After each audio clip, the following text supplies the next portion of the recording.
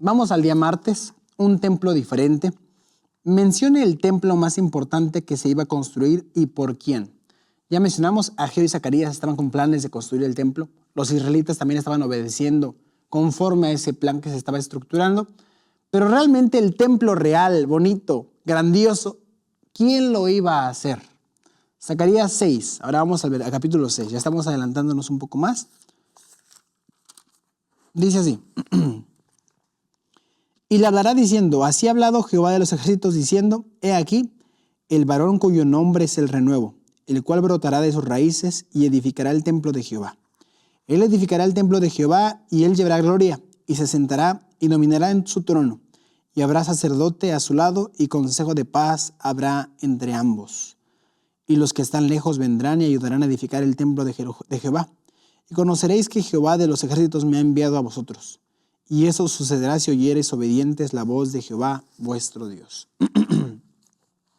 Queridos, la iglesia somos nosotros. El templo solamente es la estructura de 4 paredes donde la iglesia entra. Si el templo estuviese construido, pero la iglesia está vacía de personas, ¿de qué nos sirven 4 paredes? De nada. La única razón por la cual el templo es importante es porque la iglesia está dentro de él. Ahora, ¿quién es el que realmente construye el templo? Capaz las manos humanas pueden hacer lo posible por construir las 4 paredes y hacerlo bonito y estético. La parte física. Pero el único que puede hacer que ese templo tenga sentido, tenga amor, que es lo que realmente Dios quiere en un templo, es Dios. El único que construye su iglesia, tú y yo. El que hace que esa iglesia sea viva, de amor, que promueva, que muestre a aquel que murió por todos, es Jesús. Entonces, este versículo tiene esa aplicación. Dios siempre fue el constructor del templo. Siempre fue el de la paciencia, siempre fue el del amor, siempre fue el de la misericordia. Tú y yo somos aquellos vasos de barro que el alfarero va moldeando conforme nosotros nos vamos dejando moldear. Entonces, Israel no se ocupaba ocupar por la construcción del templo. Se ocupaba ocupar por la construcción de su corazón. Y de ahí Dios podía poner los bloques o las piedras necesarias para la construcción del templo. Es mucho más fácil construir un templo de 4 paredes que un templo del corazón.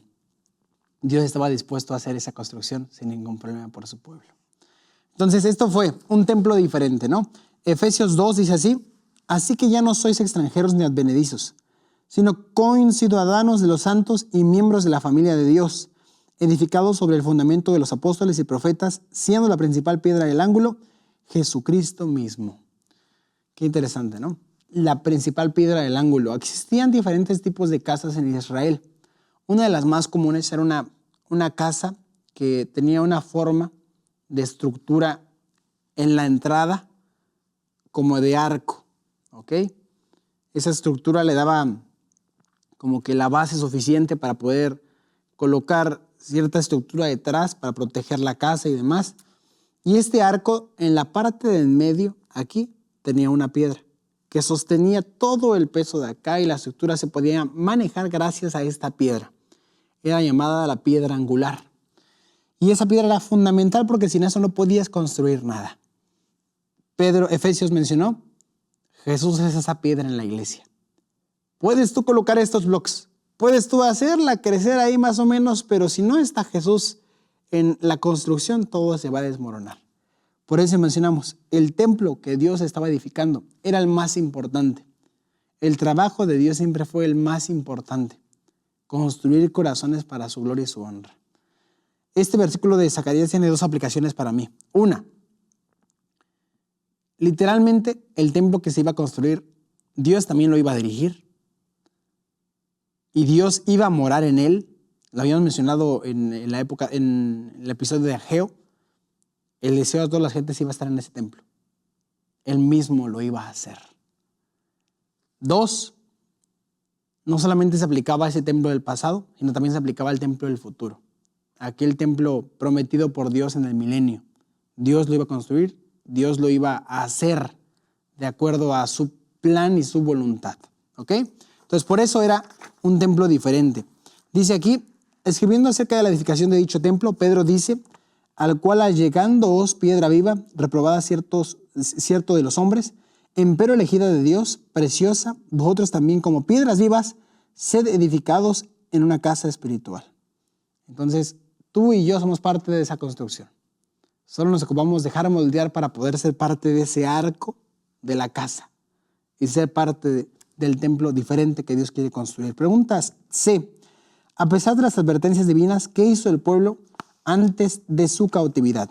Nosotros entendemos que a pesar de todo lo que Dios habló, el pueblo estaba muy separado de él. Vamos a resumir el versículo. Dice aquí, vino palabra de Jehová a Zacarías 7, 8 al 14.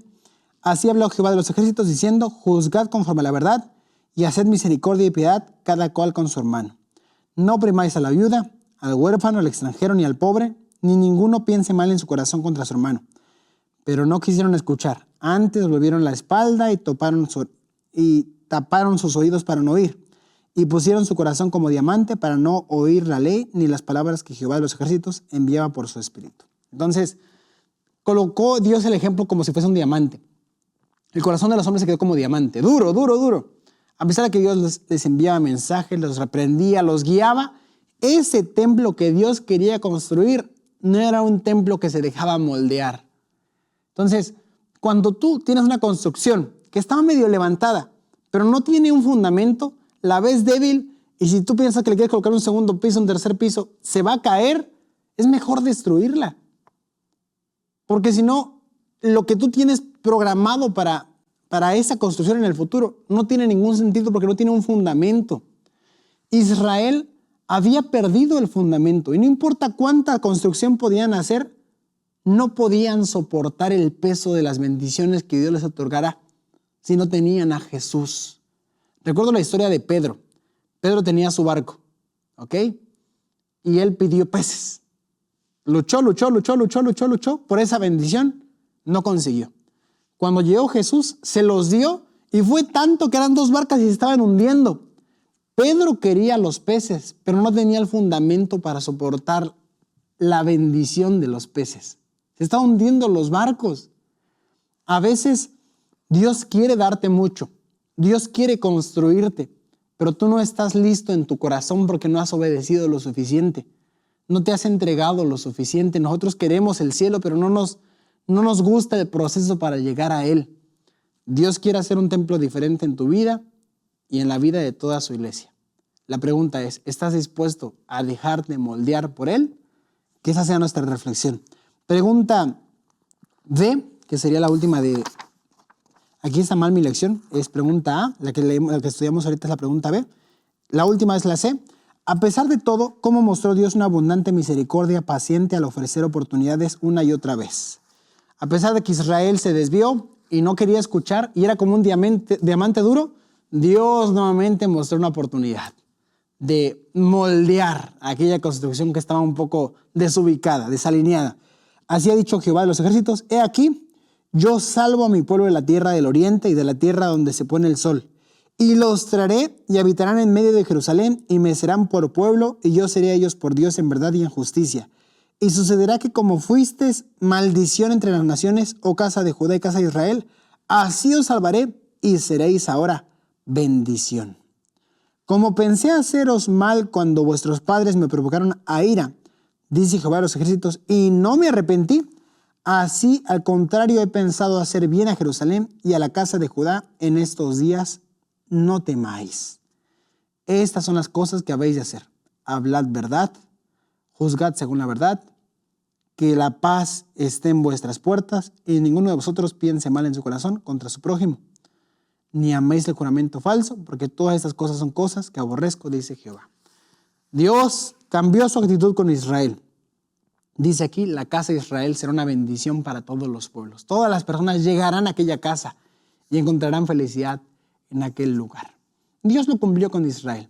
Cuando Jesús llegó a Jerusalén, muchas personas en la época de la Pascua, del tabernáculo, la fiesta de las cabañas, llegaban las personas ahí y convivían de una forma feliz, porque la promesa que Dios había hecho con Israel tuvo un resultado positivo para con todos.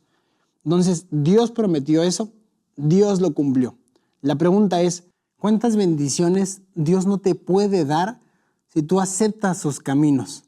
Entonces, así como Israel en su momento no quiso dejarse moldear, pero en el proceso, durante las pruebas, ellos aprendieron a depender de Dios, nosotros ocupamos pasar por el mismo proceso. Mientras más aprendas a confiar en Dios, las promesas de la Biblia van a tener un cumplimiento exacto en ti.